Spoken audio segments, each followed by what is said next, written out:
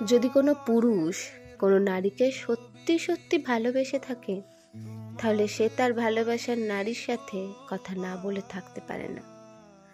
নিজের ইচ্ছে তো দূরে থাকবেই না, এটা সম্ভবই না। পুরুষ মানুষের সত্যি অর্থে ভালোবাসা অনেক সুন্দর হয়।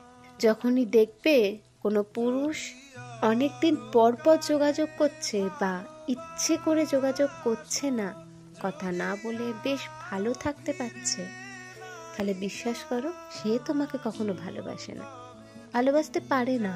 পুরুষ মানুষ ঠিক এমনই, ভালোবাসলে যোগাযোগ করবে আর তার ভালোবাসার নারীটিকে খুব যত্নে আঁকলে রাখবে।